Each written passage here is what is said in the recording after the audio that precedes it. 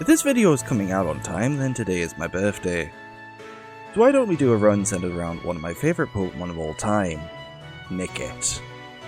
Rules of this run: I'm only allowed to use Nickit in battle, no items in battle, no glitches or exploits, with one note there.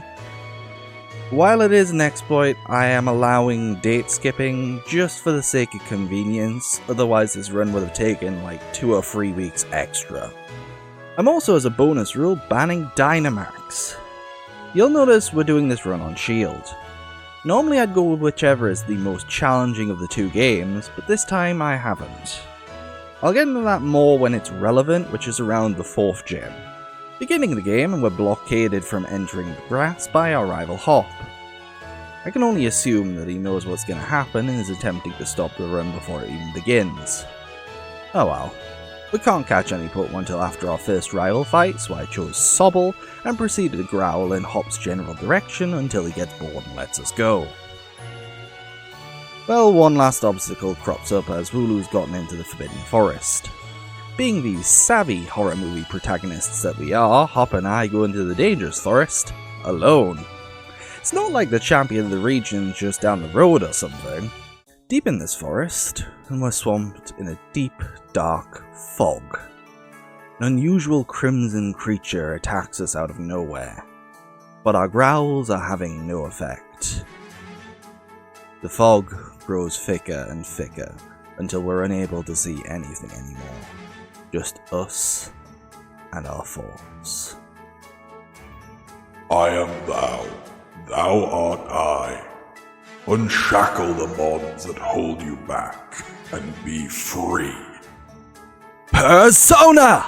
Wait, I said persona, not fursona. I kid. Everyone, meet Carmen.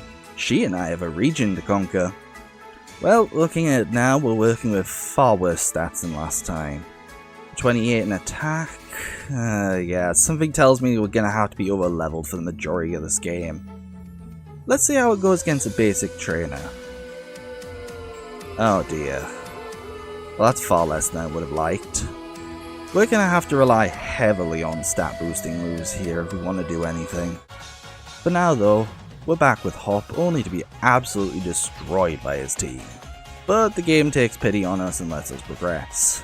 A glowing rock falls from the sky in front of us. You know, that glowing makes me kinda uncomfortable.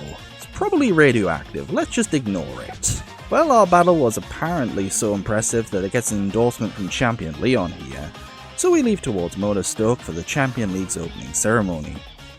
It's here that we're introduced to a large portion of this game's characters, including the local football hooligans, Team Yell.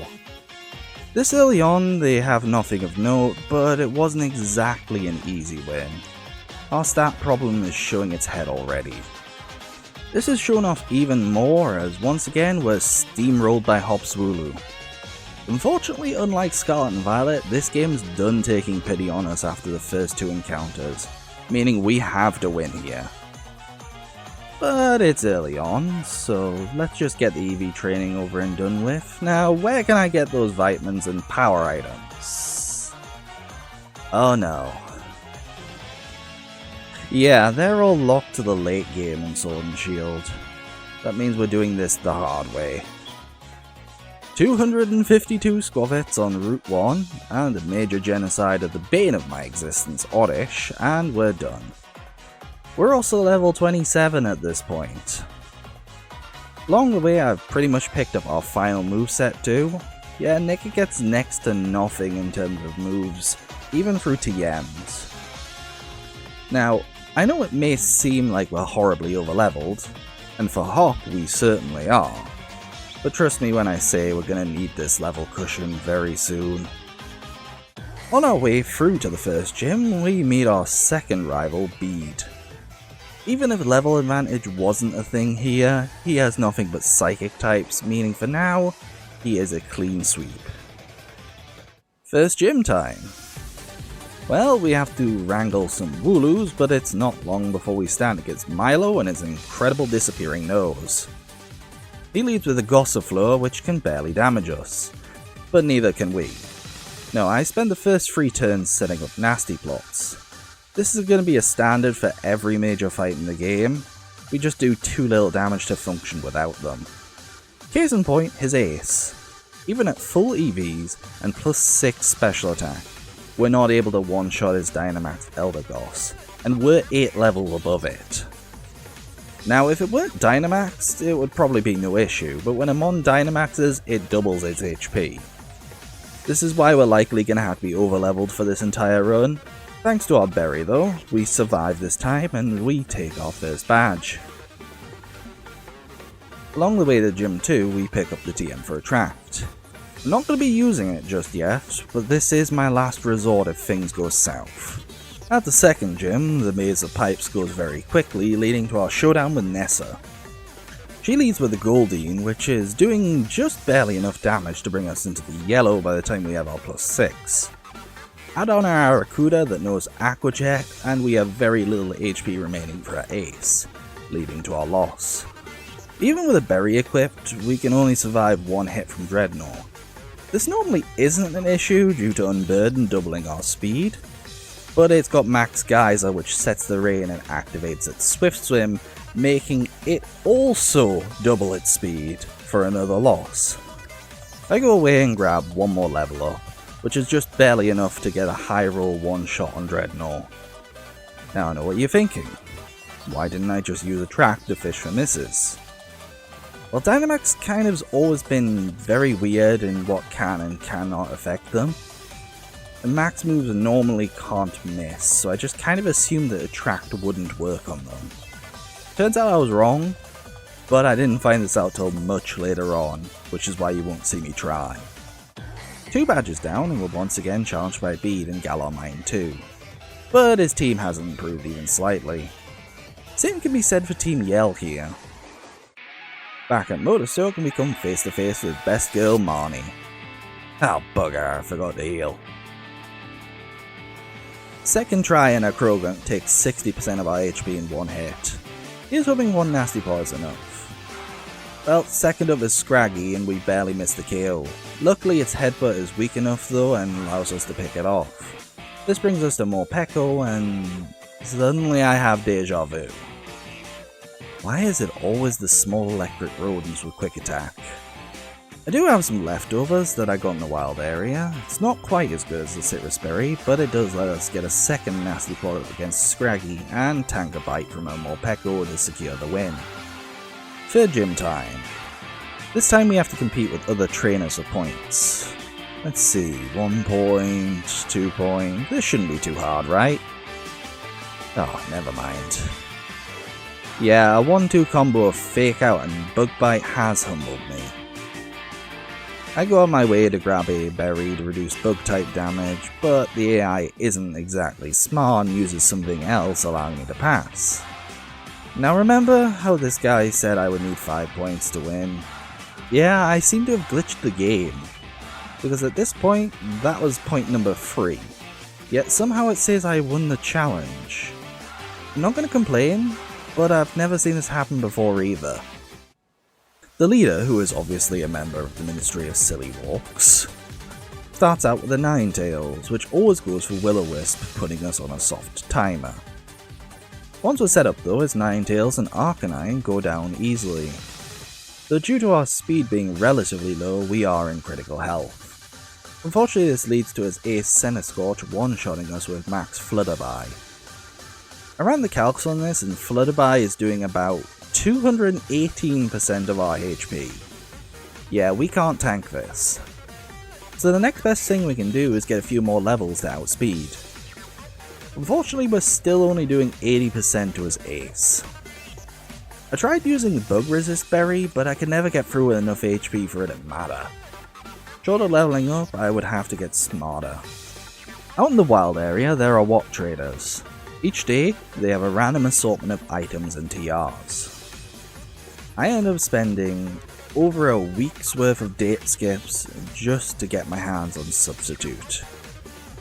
Since his Ninetales can barely damage us, I set up our Nasty Pots and then swap out Common for a marketable plushie, which can absorb 1 hit from his ace, giving us just enough wiggle room to take the KO.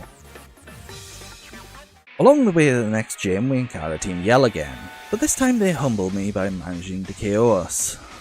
Guess I'm gonna need to start using Nasty Plot for basic trainers now.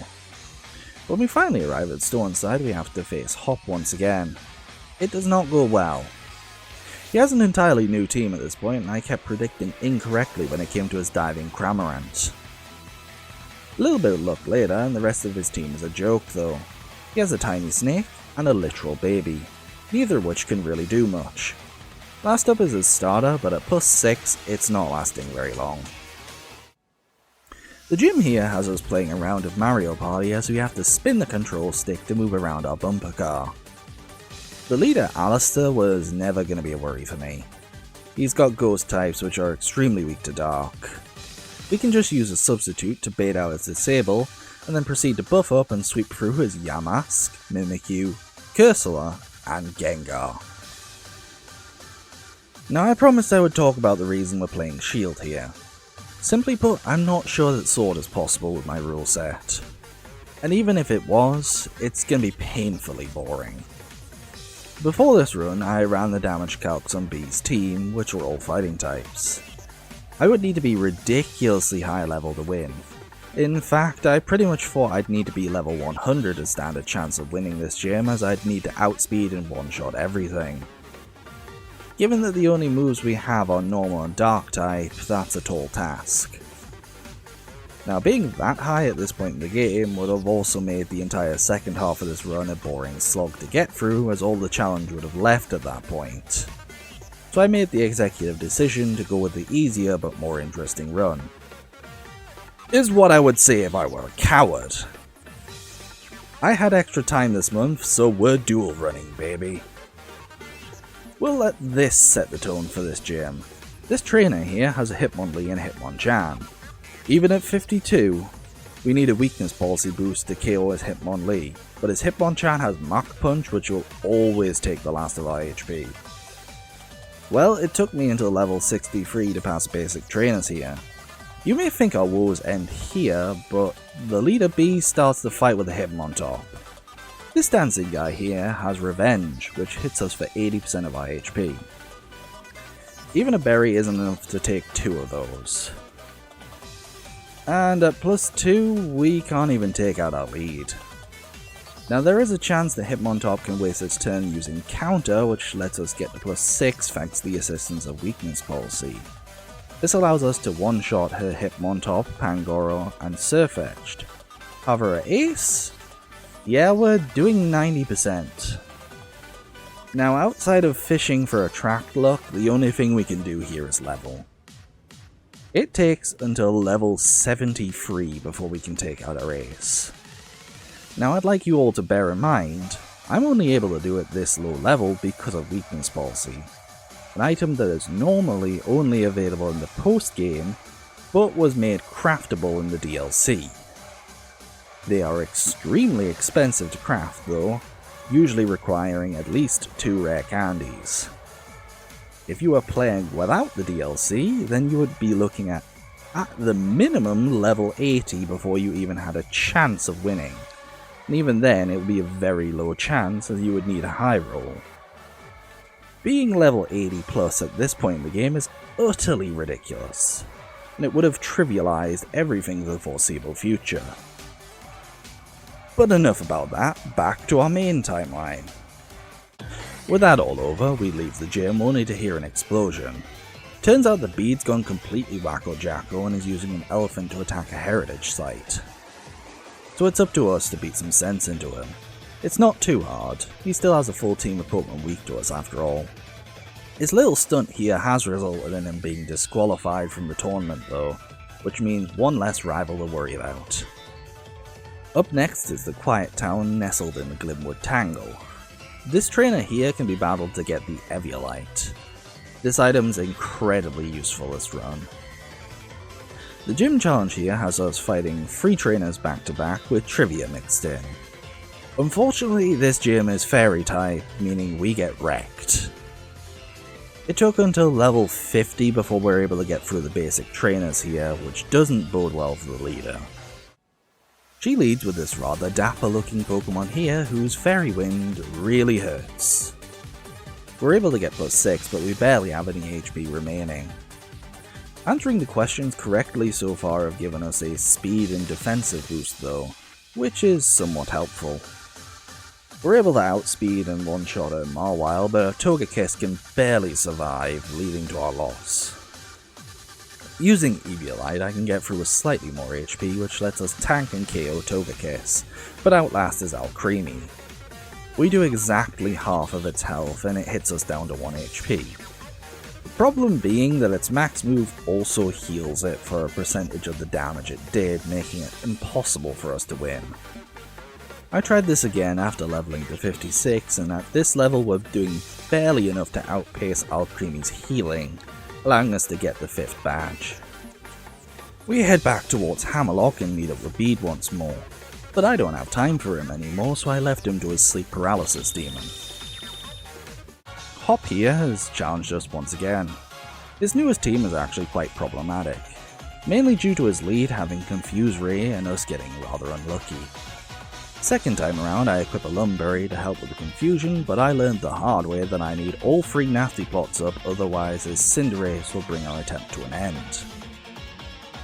His Snorlax is able to tank us, however we have more than enough HP to eat a Body Slam, allowing us to sweep the rest of his team. The 6th gym here is another one of the version differences. In our case, we're facing down an Ice Gym.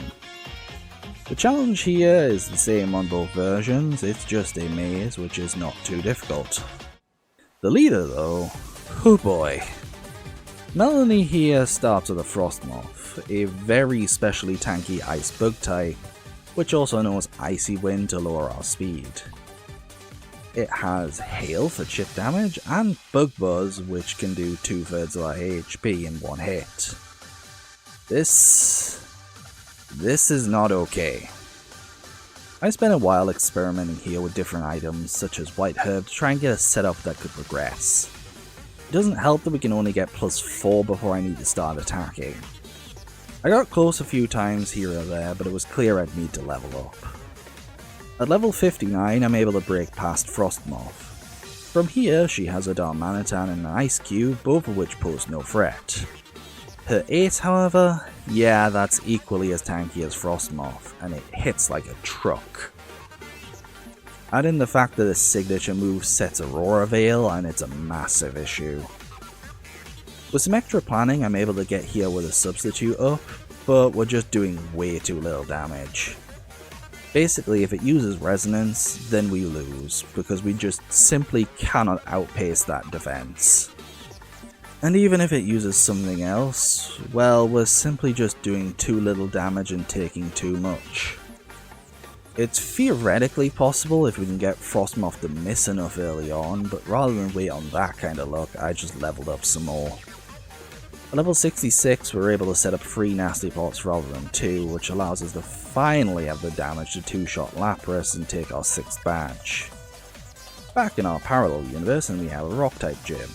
The leader Gordy here sends out his Barbaracle first. He uses Shell Smash as we nasty plot, but one Snarl is enough to take out his Barbaracle, leading to Shuckle. Shuckle can't really do much to us except for lower our speed, but we're at +2, so we're barely doing under half of Shuckle's HP. Meaning by the time we can KO it, we're way too slow, letting his Stonjourner one-shot us. I swapped out the Eviolite for a Citrus Berry here and try again, and I opt to go for a second nasty plot against Barbaracle as it's currently a range on us. One that it unfortunately hits. 4th time's the charm, I guess. This time around we survive on 1 HP, proccing our Berry and Unburden. We have more than enough HP to set up our last nasty plot against Shuckle, letting us one-shot it, and without the speed drop swinging us down, we can outspeed and Oko his Stonjourner. Outlast is his Colossal, which is known for its good bulk, but a +6 Snarl from a mon that's almost double its level is easily going to take it out. See, this is why I chose Shield. Our level basically has not changed in the last 3 gyms, and it's been a non-stop sweep. Back to the main run though. Well, Hop's in our face once again asking for a battle. He leads with his returning Dubwool. Well, it can't exactly do much to us, so I take the chance to set up. However, like an idiot, I kind of forgot to change out my item beforehand, so we're too slow for his Cinderace, leaving us with critical health for a Snorlax to mop up. Round 2 and I'm easily able to sweep the rest of his team though. We have a brief run-in with Team Yell once again, during which we get the Surf upgrade for our bike. This lets us go back to Galar Mine number 2 and grab Mudshot, which is the last piece of coverage we're getting. Depending on the fight, I'll be swapping between Swift and Mudshot. But now though, we've got another showdown with Marnie. She's leading with Liepard now, which has the exact same idea as we do of boosting with Nasty Plot.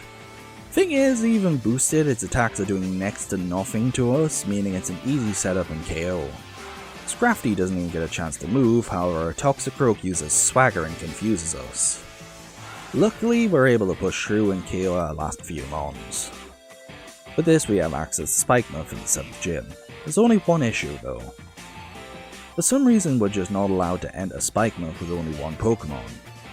Now we can just put a second Pokemon in our party, enter, and then immediately put it away in our PC, so this restriction's kind of dumb.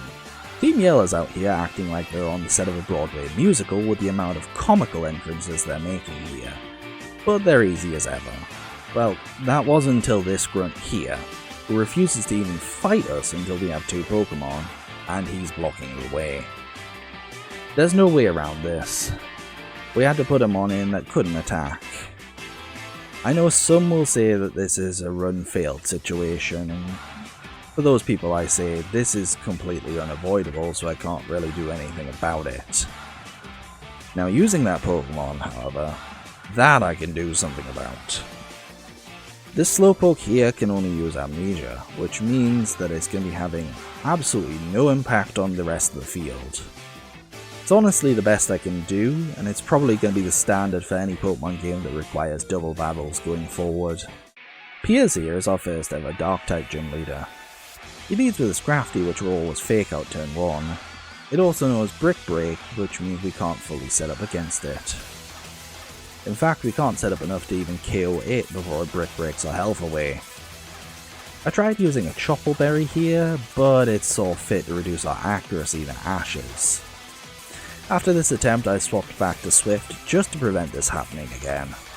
When I eventually got a run where he wasted his turn using Sand Attack, it allowed me to set up one Nasty Plot, which was enough to make it to his next mon Obstagoon, which will always start with Obstruct, allowing me to get a +4. Well, because Obstagoon does so little damage, I managed to sneak in +6, but even then we're barely unable to one-shot Obstagoon, leaving us at 8 HP. I had considered resetting here as I knew his ace had Sucker Punch, but I pushed on regardless. His Malamar was easy, and last up his Skuntank, which knows Sucker Punch. And then he just didn't use it. Well done, Piers. I award you the title of Galar's biggest idiot. Leaving town and chaos erupts. Apparently a Berserker just dynamaxed out of nowhere, but the champion Leon saw to it. Time for the final gem. Raihan here is gunning for Piers' title. This absolute idiot decided the best option for a gym challenge is to have trainers fight weather-themed teams inside the vault with the priceless tapestries of Galar's history. I hope you have insurance on those things. Well, Raihan's gym is also double battle only, so once again we have to welcome the support Slowpoke. Gym Trainer 1 and 2 are not bad, but 3 has us staring down a Hackmo and a Abomasnow. Turn 1 Abomasnow will set Aurora Veil, meaning we just cannot outdamage this team. Would you believe me if I told you it took grinding all the way from level 69 to 81 before we could beat this trainer? Well, our woes are not over yet, as Raihan also uses double battles, and he starts off with a Flygon and Gigalith. Gigalith is the problem here. It sets the Sandstorm and begins using Body Press for over half of our HP. Even at +2, we're doing 50% to it. Now if I focus fire it with Mudshot, I can progress to his next mon, Sandaconda, but it uses Glare and that pretty much seals our fate. This pretty much means I need to be able to one-shot everything beyond Gigalith.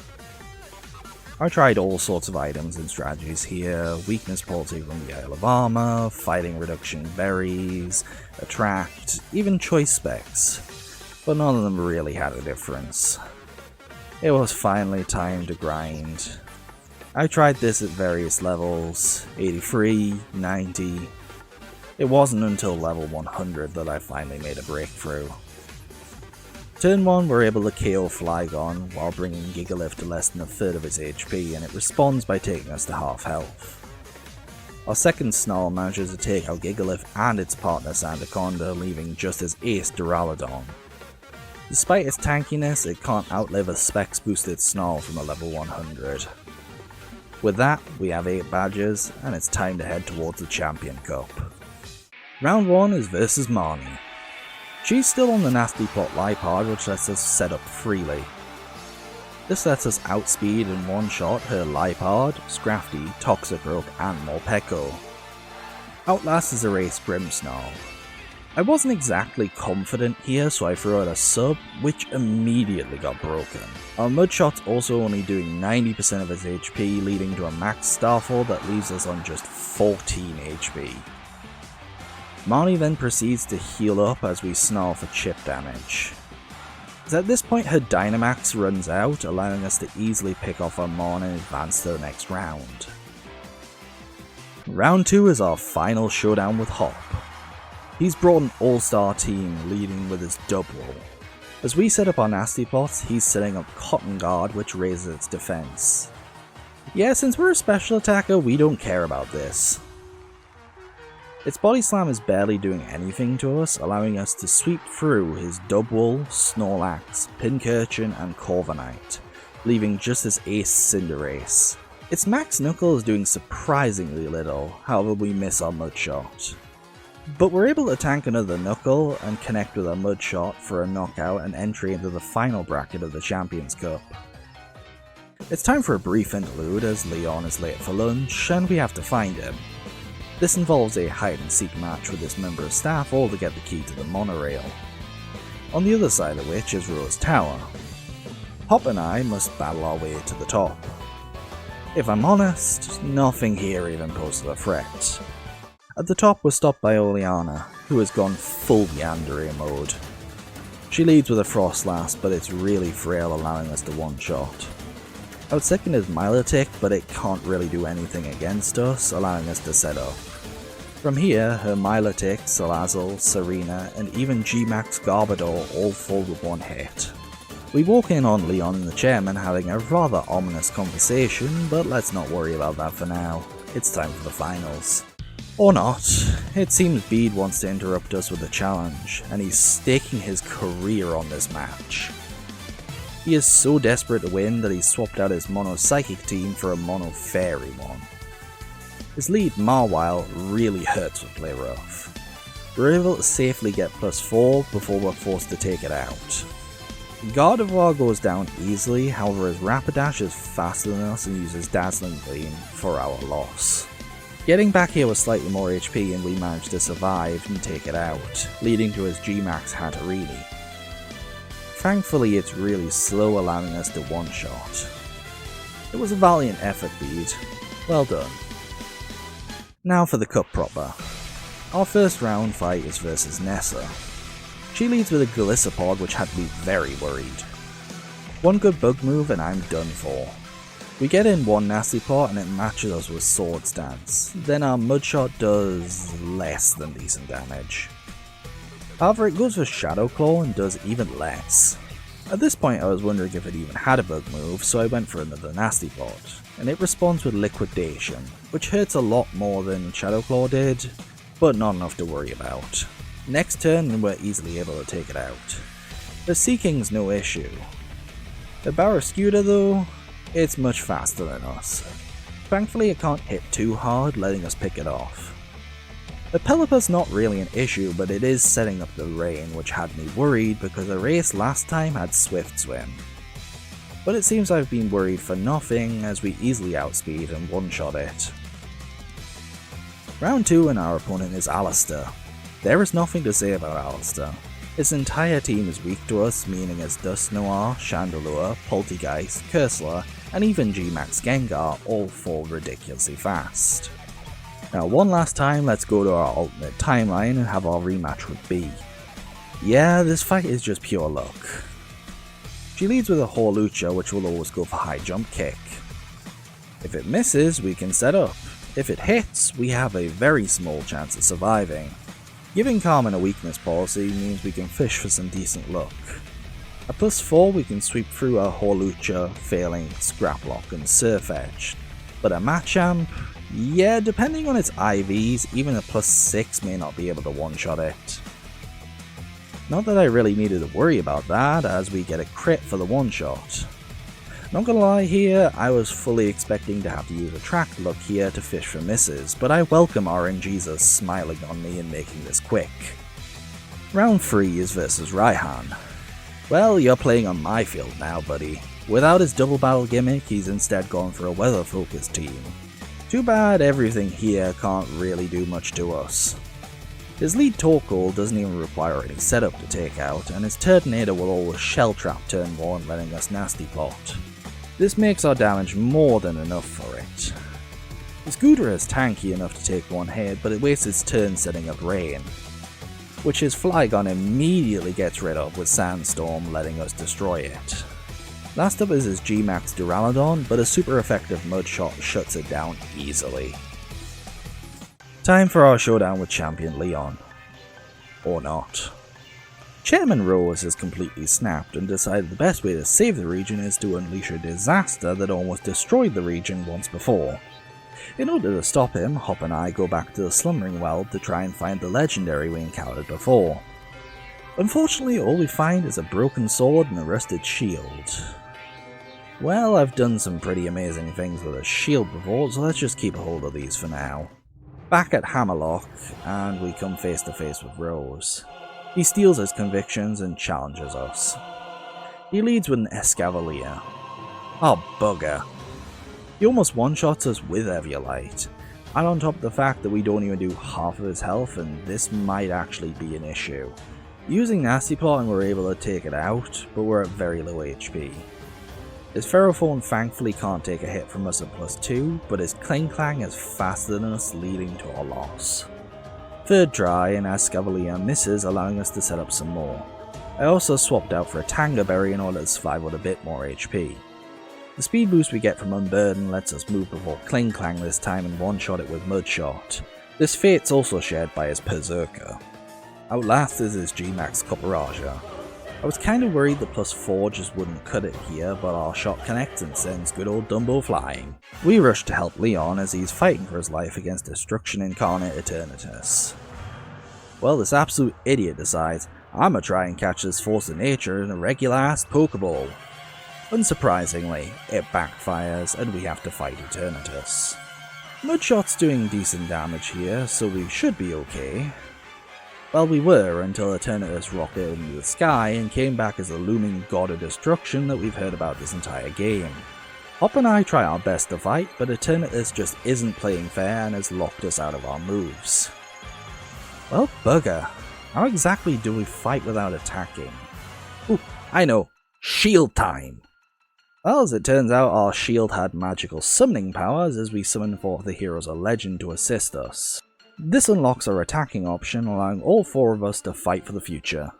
It takes a while, but eventually we all weaken Eternatus enough for me to take my chance. And like a real Chad, we capture it in a Pokeball. Lyra 1, Leon 0. How about we make that 2-0? We still have a champion fight after all. Leon here leads with Aegislash. Turn 1 it will always go for King Shield, letting us set up. Next turn it'll go for Sacred Sword, bringing us to critical health but activating our weakness policy to maximize our damage output. One Snarl removes Aegislash, making way for Rhyperior.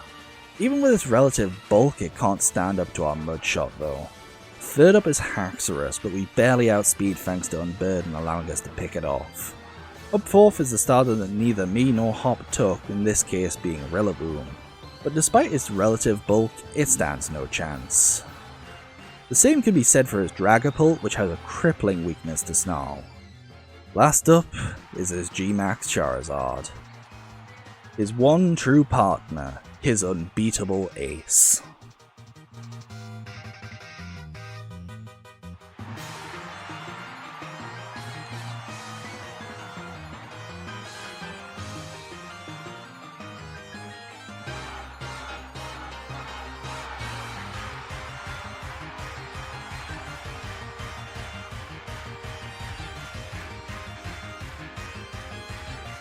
Yes, Galar has a new champion. All hail Carmen the little Nickit who could. Well, this was a fun run. I'm a little bit disappointed that I had to grind to 100 before the league, but I knew I wasn't getting away with less than that by the end of the run. To address an elephant in the room, I'm well aware there's a post-game story and DLC. In terms of the post-game story, there's very little to it. It's just a small fight against some random NPCs, a few dynamaxes, and most notably a rematch with Hop. But I didn't think that I was interesting enough to actually go out of my way to do. As for the DLCs, yeah, I just can't do those. They kind of violate the rules of the run. As for the Isle of Armor, you need to use Kupfu in one of the dojos, and in the Crown Tundra you need to do Dynamax Adventure, plus neither of these are optional. Meaning unfortunately DLC is off limits. But 2 full runs of the same game can get pretty tiring. The Pokemon runs are probably taking a small break. I think they'll return in time for Pokemon Day. But next time we meet, I've got something a little bit different for you all. Run that, as far as I can tell, nobody has done in the 8 years this game has been out. But it's going to take a little bit longer to get out, so see you all in late December for our Christmas special, as we head out to the post-apocalypse.